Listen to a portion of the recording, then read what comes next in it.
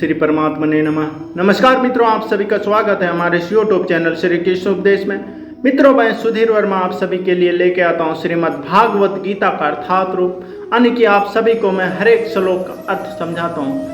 मित्रों, आज हम जानेंगे यज्ञ क्या है और यज्ञ क्यों करना चाहिए, कौन सा यज्ञ सर्वश्रेष्ठ है और यज्ञ क्या क्या फायदे हैं। तो आइए मित्रों, चलते हैं हम दिव्य ज्ञान अध्याय 4 से श्लोक नंबर 30, 31, 32 और 33 से जानते हैं, जो इस प्रकार है। श्री भगवान बोले, ये सभी यज्ञ करने वाले यज्ञों का अर्थ जानने के कारण पाप कर्मों से मुक्त हो जाते हैं और यज्ञों के फल रूपी अमृत को चख कर परम दिव्य आकाश की ओर बढ़ जाते हैं। तत्पर मित्रों, विभिन्न प्रकार के यज्ञों, यज्ञ, द्रव्य यज्ञ, स्वाध्याय यज्ञ तथा योग यज्ञ की उपयुक्त व्याख्या से यह देखा जाता है कि इन सब का एक ही उद्देश्य है और वह है इंद्रियों का निग्रह। इंद्रिय तृप्ति की भौतिक अस्तित्व का मूल कारण है। अतः जब तक इंद्रिय तृप्ति से भिन्न धरातल पर स्थित ना हुआ जाए, तब तक सच्चिदानंद के नित्य धरातल तक उठ पाना संभव नहीं है। यह धरातल नित्य आकाश या ब्रह्म आकाश में है। उपयुक्त सारे यज्ञों से संसार के पाप कर्मों से विमल हुआ जा सकता है। जीवन में इस प्रगति से मनुष्य न केवल सुखी और ऐश्वर्यवान बनता है, अपितु अंत में वह निरंकार बरा के साथ तदामय है के द्वार या श्री भगवान कृष्ण की संगति प्राप्त करके भगवान के शाश्वत धाम को प्राप्त करता है। 31वां श्लोक, श्री भगवान बोले, हे कुरुश्रेष्ठ, जब यज्ञ के बिना मनुष्य इस लोक में या इस जीवन में ही सुख पूर्वक नहीं रह सकता, तो फिर अगले जन्म में कैसे रह सकेगा। तत्पर मित्रों, मनुष्य इस लोक में चाहे जिस रूप में रहे, वह अपने स्वरूप से अनभिज्ञ रहता है। दूसरे शब्दों में, भौतिक जगत में हमारा अस्तित्व हमारे पाप पूर्ण जीवन के बहुगुणी फलों के कारण है।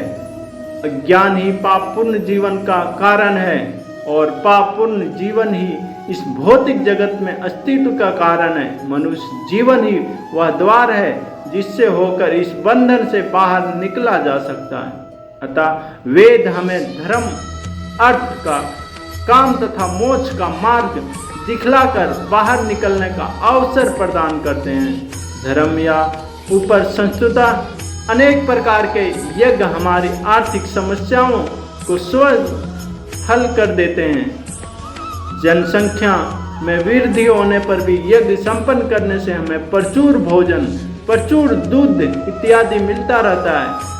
जब शरीर की आवश्यकता पूर्ण होती रहती है, तो इंद्रियों को तुष्ट करने की बारी आती है। अतः वेदों में नियमित इंद्रिय तृप्ति के लिए पवित्र विवाह का विधान है। इस प्रकार मनुष्य भौतिक बंधन से कर्मांश छूटकर उच्च पद की ओर अग्रसर होता है और मुक्त जीवन की पूर्णता परमेश्वर का सानिध्य प्राप्त करने में है। यह पूर्णता यज्ञ संपन्न करने के प्राप्त की जाती है, जैसे कि पहले बताया जा चुका है। फिर भी यदि कोई व्यक्ति वेदों के अनुसार यज्ञ करने के लिए तत्पर नहीं होता, तो वह इस शरीर में सुखी जीवन की कैसे आशा कर सकता है। मित्रों, फिर दूसरे लोक में दूसरे शरीर से सुखी जीवन की आशा तो व्यर्थ ही है।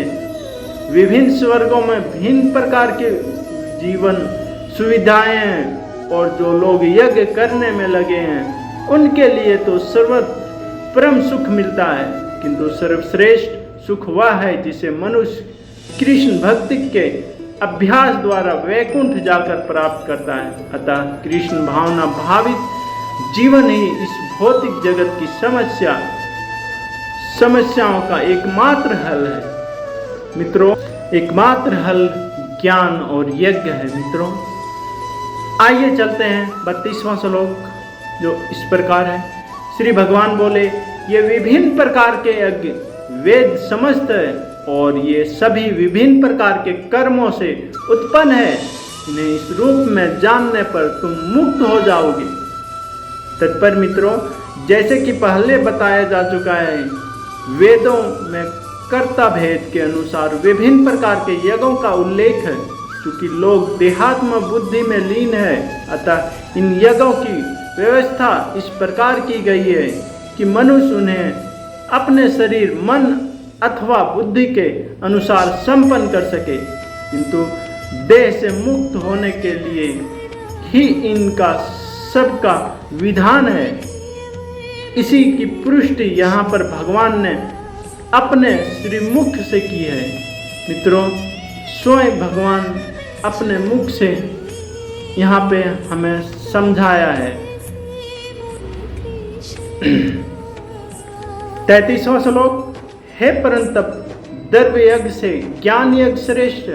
हे पार्थ, अंतोतगत्व सारे क्रम यज्ञों का आवासन दिव्य ज्ञान में होता है।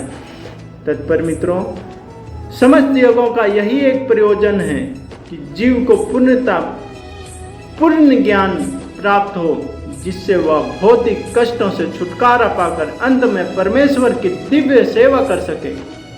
तो भी इन सारे यज्ञों की विविध क्रियाओं में रहस्य भरा है और मनुष्य को यह रहस्य जान लेना चाहिए। कभी कभी कर्ता की श्रद्धा के अनुसार यज्ञ विभिन्न रूप धारण कर लेते हैं। जब यज्ञकर्ता की श्रद्धा दिव्य ज्ञान के स्तर तक पहुंच जाती है तो उसे ज्ञान रहित द्रव्य यज्ञ करने वाले से श्रेष्ठ माना जाता है, क्योंकि ज्ञान के बिना यज्ञ भौतिक स्तर पर रह जाते हैं और इनसे कोई आध्यात्मिक लाभ नहीं हो पाता।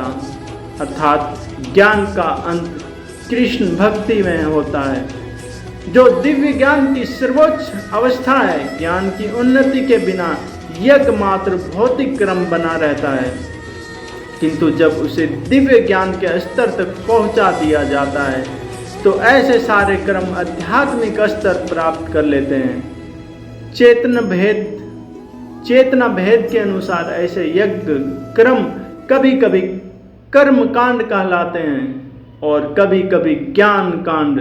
यज्ञ वही श्रेष्ठ है जिनका अंत ज्ञान में हो। मित्रों, सबसे श्रेष्ठ यज्ञ वही है जिससे हमें ज्ञान प्राप्त हो। धन्यवाद मित्रों, आज हम 4 श्लोक पूरा कर पाए। हमारे चैनल पे बने रहने के लिए चैनल को लाइक एवं सब्सक्राइब कर लें। धन्यवाद।